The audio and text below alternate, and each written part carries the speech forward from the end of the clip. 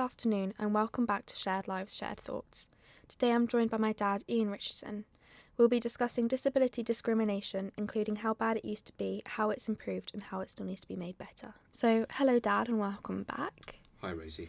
So through what we do, we see the effects of discrimination on individuals with disabilities, and our job makes us more aware of it, and we find that it's something that needs to be spoken on more.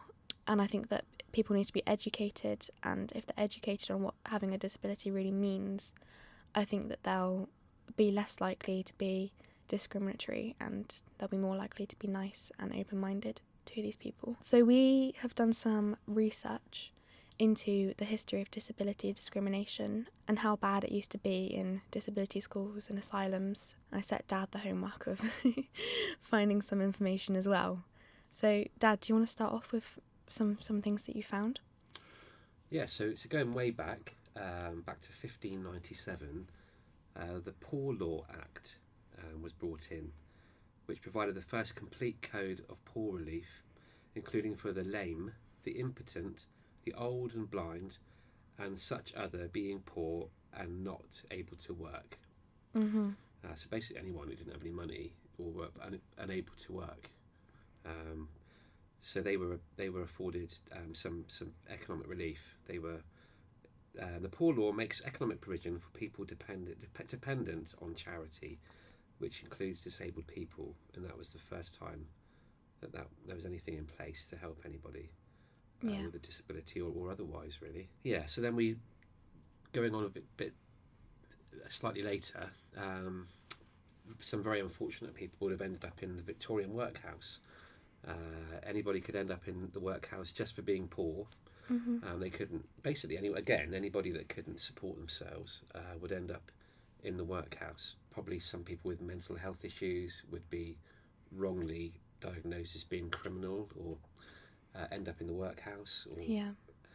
And if you weren't sent there, you'd probably be in an asylum, which was no picnic either. So they were pretty horrendous, really, where people were just housed away from the rest of society intentionally, seen and not heard, treated appallingly, with restraints and various different dubious medications which were very ineffective. So they were established in Britain in the 1700s, leading to the passing of the 1808 County Asylums Act. Asylums were built in every county to house the many, quote, pauper lunatics. The first one opened in Nottinghamshire in 1811. The impulse to close asylums didn't start until 1960 in the UK. It took over 20 years to develop community services to house and support people. So closing did not start until the 1980s, and the first one closing in as late as 1986, which was the start of disinstitutionalisation in the UK mental health services. So some examples of life within a mental asylum are, so a lady called Nellie Bly captured the atmosphere firsthand within the asylums when she went undercover at the Blackwell Island Insane Asylum in New York, but I'm sure that the treatment was the same wherever you were. Yeah. Not only was Bly committed without much of an examination to determine her sanity, but the conditions were harsh, cruel and inhumane. One lady that she interviewed said that for crying, the nurses beat me with a broom handle and jumped on me. Then they tied my hands and feet and, throwing a sheet over my head, twisted it tightly around my throat so I could not scream, and thus put me into a bathtub filled with cold water until I became unconscious. It's disgusting. It is disgusting. That's an example, but there are many. Many examples. Yeah.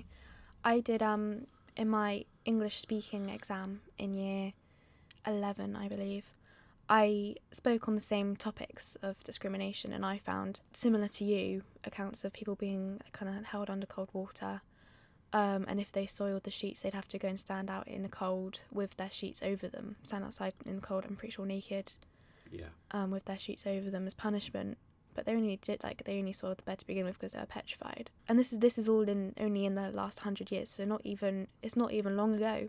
No. But it's because they're viewed, well, yeah, they were viewed as unhuman, unhealthy, and defective were words that I found. Then they're treated as unhuman and inhumanely, and it's only because of the lack of understanding about their conditions. Families had to abandon them because, you know, they felt they couldn't look after them because they lack the understanding of what it is their conditions are. And then the accounts from, well, a lot of this is from World War II, but Hitler ordered a mercy killing, that's what it was called, of the sick and disabled, and had gassed most of them by 1940. And then after 100,000 deaths, that was suspended, but the killing was continued, but instead of gassing them, they were murdered by starvation and using them for medical experiments and training practice. I'm not too sure what the training practice means, but it doesn't sound too pleasant. No. Yeah, I found accounts from when they were admitted to institutions against their will, as they were seen as a burden, where they suffered abuse and neglect. There were deprivation from rights, forms of electric shock therapy, painful restraints, seclusion, and experimental treatments and procedures, which is all disgusting. And then even as late as, I think, halfway through the last century, there was a procedure called a frontal lobotomy, where you'd have the front portion of your brain removed, which they linked to anxiety and mental disorders. Yes. So now you've completely lost the front of your brain, and people were observed to have been calmer afterwards, probably because they probably don't even know they are anymore, let alone, you know, they've lost the front part of their brain, so a lot of their cognition is gone. Yeah. Some lovely practices. Yeah. It's getting a bit emotional reading that because, you know, obviously everyone knows that we live with adults with disabilities and you look at them and you can't imagine any of that ever happening to them. They're all so lovely and such wonderful people to be around, and people who are discriminatory towards them are only depriving themselves of the wonderful life that these people offer them, and the wonderful the memories that you get with them and the joy that they bring. Absolutely. So, shame on them, really, isn't it? Absolutely. As much as we've moved on huge amounts since those times, there is still work to be done. And not just, I mean, there's legislation now which makes it law to, you know, people have their rights, and there's, you know, the rights against discrimination, and everyone is equal today under different legislation that is now that we now have. But still, people's attitudes could do with change. I hope it's a minority of people whose attitudes need to change. And you do still see it creeping in places. And you've worked in the health and social care sector your whole life, haven't you, pretty much? Yes. And you've had you've witnessed some pretty horrible homes and places that you've worked at. Yes. Which we believe to be due to the management and their just lack of care for actually caring, and more for their love of money. Could you tell us about some of your experiences in those kind of places? Yes, so I worked for social services when I left school, and I've got to say that I loved it. I was new to it all, but I could see from being a young 20-something-year-old, so yeah, not quite when I left school, but not long after, that there were things there that, as much as they were treated well, they were all sort of, everybody was together in this big building, whether they wanted to be or not, whether they had anything remotely in common with the person they were next to, and with very little to do all day. A lot of these people were quite physically disabled as well, so they would sit in rows in the hallway, and their main kind of activity all day was watching people come and go through the front door, and then until it was, you know, there'd be breakfast, then it would be dinner, then it would be tea, and then bed, and that seemed to be almost, they may go out for a walk, you know, be taken outside occasionally, but these people, some of them couldn't talk. They had no means of communication. No. So they wanted to talk, they wanted to be heard, they wanted to have their likes, dislikes acknowledged and known in the same way that we all do. So the first thing I did almost on day one was think, well, this person can't speak, but they can point. They had a table attached to the wheelchair, which would, you know, for their drinks and their food normally. Or so I got to know the person and devised a board of likes and dislikes Mm-hmm. that they could point to. So I like Yeah. coffee, I don't like cornflakes. Yeah. I like the beach, I don't like this. All their likes and dislikes that I'd learned over time, Mm-hmm. that I kept in a booklet for each and every single person that was there. Yeah. And I was there for 2 years, and when I left, it was put into practice that they must not be without their communication board. Oh wow. Yeah, That's good. That was from, and I started as a volunteer, and Yeah. they gave me a job. Yeah. And I was doing like arts and crafts and things like that as well, and Mm-hmm. in music sessions and all kinds of things. But I spent a lot of my time devising these communication boards, Yeah. and each and every one of them had one by the Yeah. time I left. Yeah. And that's so important, isn't it? That they feel like their needs and their wants are valued, and that they have, it's kind of like a sensory thing as well, isn't it? If they can't Yes.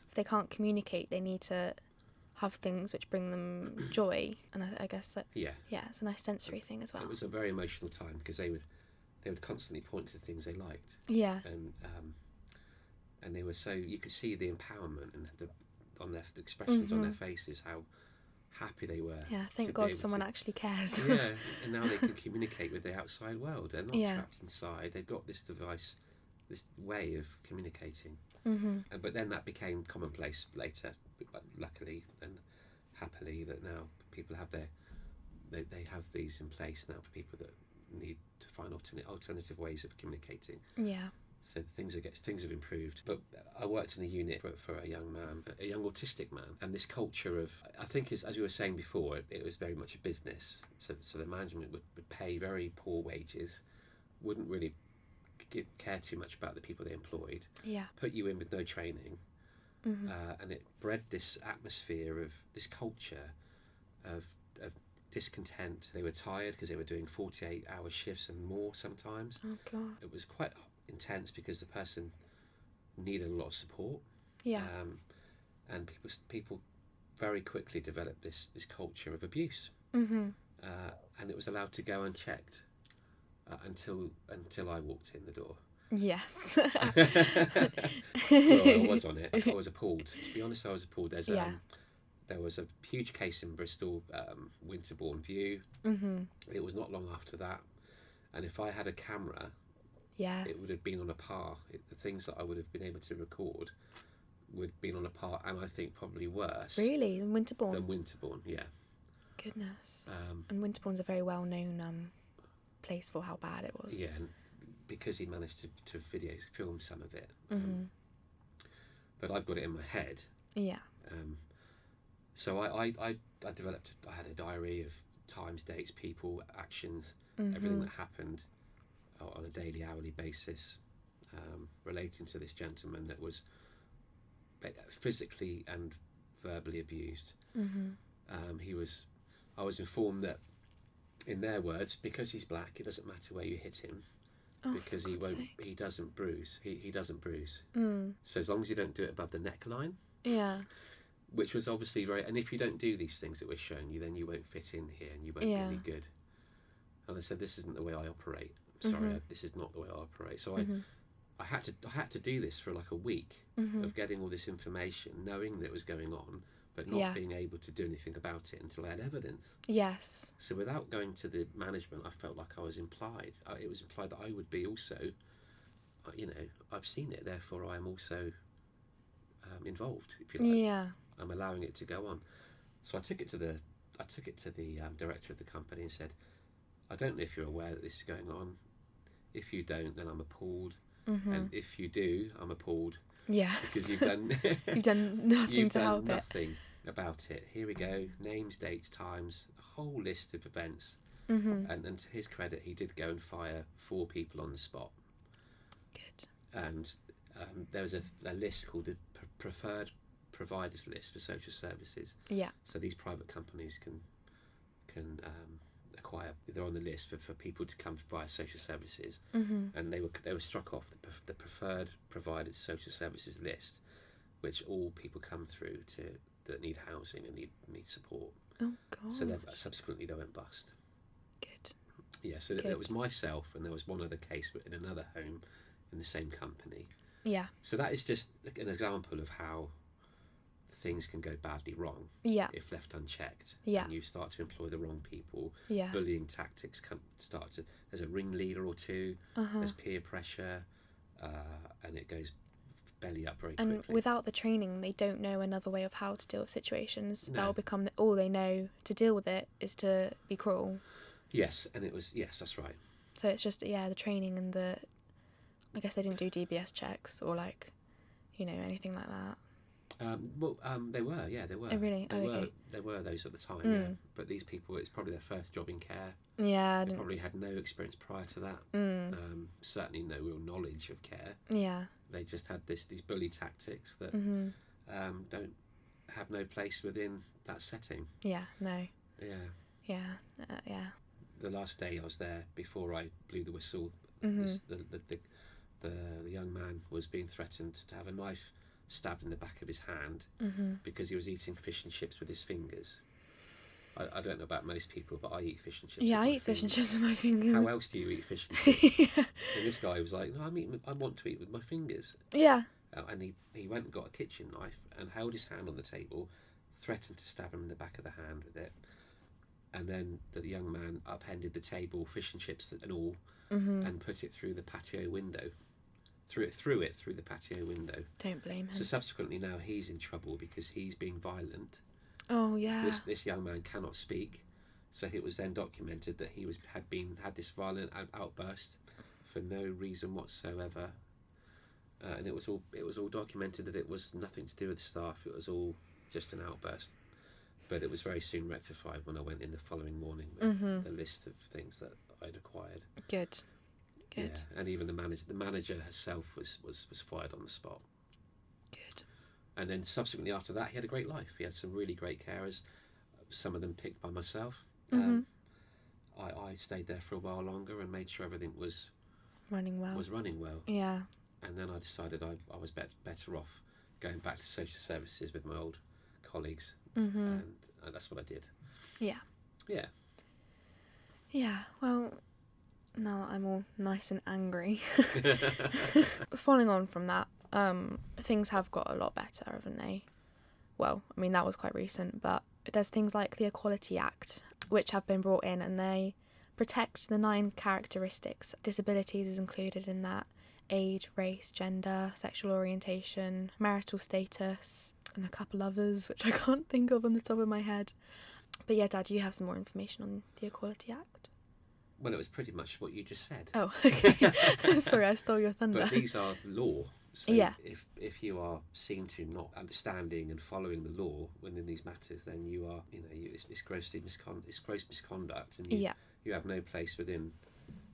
That's everybody with that has, everyone's governed by the Equality Act. Yeah, and it's become a part of training now as well, hasn't it? I've just had to do some Equality Act training to make sure you know about the Equality Act and how to follow it and why it's important. Yeah, and this is extremely important to keep yourself up to date with any changes within this legislation, and you are accountable. It's there for a reason. Yeah. And we have come a long way. And the incidents that I've said, or the incident I said, is, I'm hoping, is isolated, and that most places are run efficiently and well, and efficiently is the wrong word, but run in a tailor-made way that suits the individual.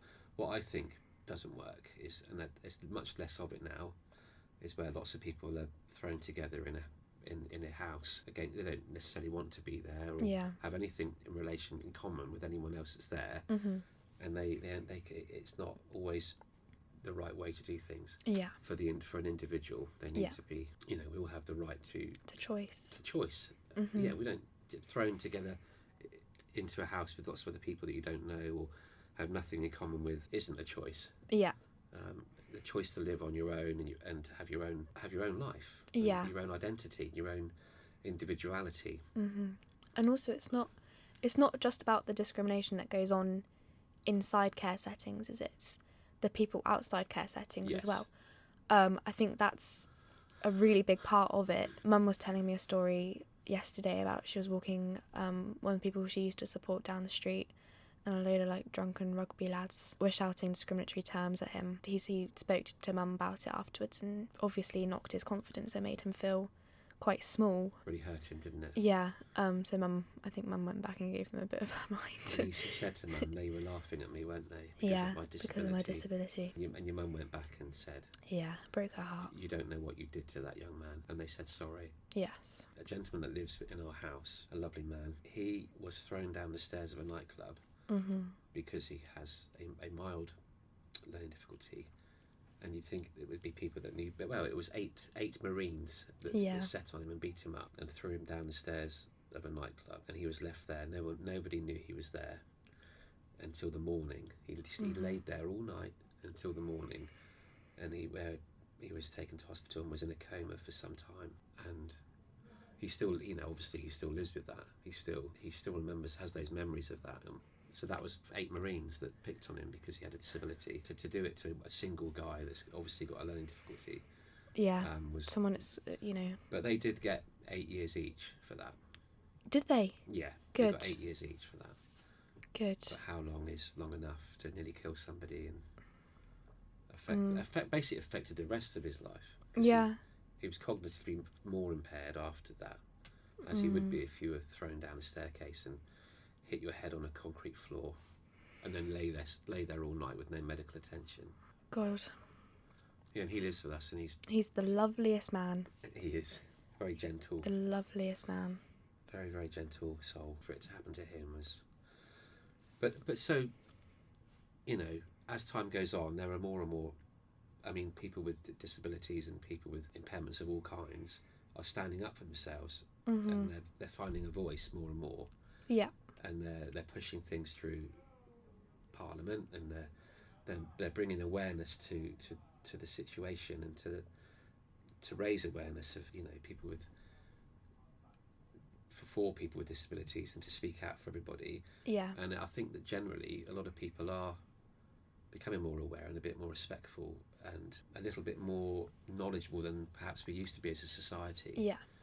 I'm hoping that's the case. I think it is slowly getting better, but being in the school environment, not so much at college. I find people at college are a lot more accepting than compared to when I was in school. I think school is a very toxic environment, and I often found myself having to give people a piece of my mind at school because all the people that are trying to impress their friends, call each other discriminatory terms. For example, I was playing basketball one time, and I think I passed the ball to the wrong person or something really stupid like that, and this girl went, "Are you autistic?" You still remember that? Yeah, I still remember that. Wow, that's how that made me so angry. She yelled at me, "Are you autistic?" And I went off the pitch. Do you even know what autism is? Yeah, it's if you knew that they are a lot smarter, a lot more intelligent, a lot nicer people than any of us.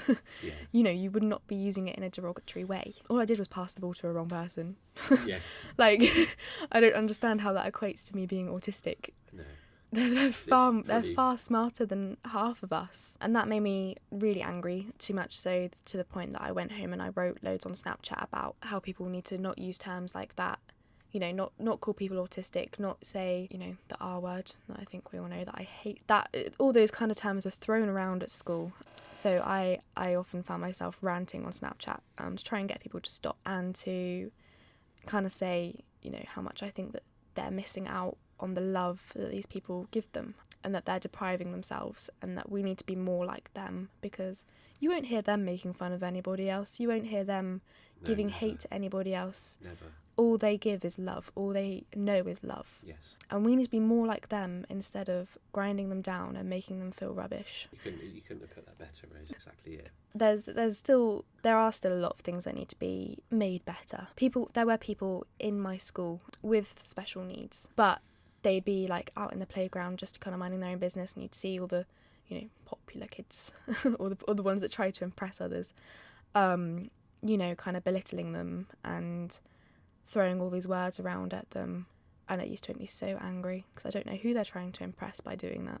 I don't know who's going to go, "Oh yeah, you're so cool," at them. And I every time that happens, I just think of my family, and the wonderful people that they are, and that they don't deserve any of that because of the way that they were born. They can't help it. They didn't choose to be born like that.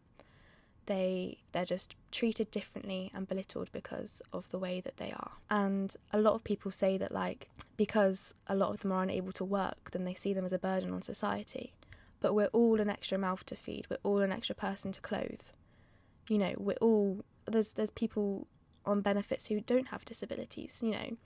We're all people. We're all at equal levels. Okay, it's very emotional, isn't it? It is. I'm very emotional. I'm very proud of you. I'm very proud of you. I'm very angry. I think that's where this is all coming from, is the anger that it's not spoken on. No one's doing anything about it. No. It's 2022 and there's a lot being done about, you know, the Black Lives Matter movement. That's an incredible movement. But you don't hear anything about helping individuals with disabilities and about, you know, the discrimination that happens towards them. Everyone's very quiet on it. And, you know, it's 2022. Why aren't we? Why aren't we doing better? We should be doing much better. We should be doing better. But yeah, they're seen as a burden on society, but we're all extra mouths to feed. I see it as we're all at the same level. We're all putting a strain on society in some way. So the fact that they're seen as different because of the way that they were born is disgusting. I use that word a lot, but it is disgusting. Yes, it is. Yeah, so other sort of, I guess you can call them more minor accounts. Well, they are definitely more minor accounts. I guess people don't realise they're even doing it. But we see how it affects the people that we support. These can be things even like being in a cafe and then you're stood there with somebody that you're supporting and they say, does she take sugar, or would she like me to hang her coat up? And one particularly that lives with us would find that very upsetting and it would really hurt her a lot. Yeah. When you say, well, I don't know, would you like to ask? Maybe ask her yourself. Yeah. And she will answer you. Yeah. So she's her own mind. Yeah. So those, and I had an experience. I had an ankle operation a few years ago where I couldn't walk for 12 weeks. Yeah. So I hired a disability scooter to get around Exeter with your mum. And literally, I was ignored. I've got this, I was ignored. People wouldn't move. People would be trying to get through and it's like you're invisible. Yeah. It was a real eye-opener. I was trying a hat on, I think, in a mirror in a shop. And I was close to the mirror looking, sat in this scooter, put this hat on, and this man just filled the space in front of me, in between me and the mirror, to look at a jacket that he was trying on, and that infuriated me. After a day of being ignored, because I was in this scooter, I was completely and entirely overlooked. Yeah. Because I was in this scooter, I was looked at differently. I would say by the majority of people. Yeah. I would try and get through, and people wouldn't move. I'd ask them to move, and they'd stand. They'd look at you like, well, why? Yeah. They'd look at you in a funny way, and then they'd move. It was quite noticeable. Sad to say. It was a real eye opener. And this one man that stood in front of me when I was trying a hat on in the mirror, and I said, "Excuse me," and I asked him to move. And he looked at me. He turned and looked at me, and I said, "I was here, looking in the mirror. Can you not see me?" So that this is what people live with every day. And I think that's a massive problem with society and the world that we live in. Nobody stops to think about anyone else. No. Everyone's in their own little bubble. They don't think about what their actions do to other people or what their words do to other people. When actually something that they think is a very minor thing can be a very big thing to someone else, and that's no one stops to think about that. No, they probably thought they were being helpful. Yeah, but they really weren't. Yeah, or even if like someone thinks they're being nice and they talk in like a really annoying tone because they think they're being nice and it comforts someone. Yeah. That's just patronising. Yeah. Just speak to them like they're a normal person, because that's what they are, and that's how they want to be viewed. Yeah, they half the people that we live with would just kind of look at you and be like, well, why are you talking like that? Like, yes, yeah, why are you looking? Why are you using that funny voice? Yeah, you don't talk like that to anyone else. No, you're doing it to me. Yeah. Yeah, and that's very evident in our house sometimes. Yeah, I think that very nicely brings us on to what people can do to make the world a better place and to be less discriminatory and to be better people. So these things kind of include, if you see any discriminatory behaviour, anyone saying or doing anything nasty, or even just like belittling anyone or being patronising. They may think they're being nice, but they're being patronising, and you kind of think, I don't know whether that's going to upset that person. Then just bring them up on it and just kind of say, maybe next time don't do that, or do you realise that that might have made this person feel like this? Also, if you enter a building, or you go somewhere and you think, oh, this isn't suitable for a wheelchair couldn't get through this space, then just bring that up with the place you're at, because everywhere should be wheelchair accessible. Small things that you may not even think about, like wheelchair access, are a very, very big thing to someone else. And also, Dad was just saying, you said it quite well, you say it again. Well, just we're all in such a hurry, all of us. We don't always give time to other human beings around us, or take time to acknowledge. And maybe there's an act of kindness you could do. If you see somebody that might need some help, or maybe they don't, but maybe you could ask. And just be kind. Just be kind to people around you, and observe. Be more observant. Don't just see the person. Don't think someone else can deal with that. Yeah, and don't just this. I don't need to do anything there. I don't need to help this person. It's nothing to do with me. Just be kind, and you will feel good about it. It will make you feel good about yourself, and it will just make their day. You won't, to understand how much that would positively affect somebody in that situation. It would make their day. They would always remember it. They'll always remember it. Because sadly, not too many people are doing that. Yeah. I don't think. They're all too busy. We're all rushing here and there. Yeah. And we're not taking the time. Just be kind. Yeah, and that's the moral of the story, I think. Just be kind to everyone. Help out where you can. And bring people up on actions that you think, might make someone feel rubbish. However big or small, you might not think that it's worthy of bringing someone up on or making anyone aware of, but it always is. There is always a point to being kind. There is always a reason to be kind. And if you did that, the person that's thinking he's being funny, he or she's being funny, look at me, I'm impressing my friends by belittling this individual. If you brought them up on it there and then, in a constructive way, their reaction at the time might not imply that they've taken it in, but I guarantee they will. They will remember that. And I think the key point to that is in a constructive way. Yes, yeah. A lot of people just kind of get angry and shout, but that doesn't get anyone anywhere either. No, no, that's right. It doesn't. You've lost the argument as soon as you do that. Yeah. Are you aware you've done this? Yes. Can you do this next time? Yes. Can you please just be kind next time? Yeah. So be kind. After all, kindness is free. It doesn't cost you anything to be kind. Yeah, you get reward back even. That's right. You do get rewarded back. So yeah, I think that sums up our podcast quite nicely. So thank you very much for joining me today, Dad. It's been a pleasure. And join us next time for more Shared Lives, Shared Thoughts podcasts.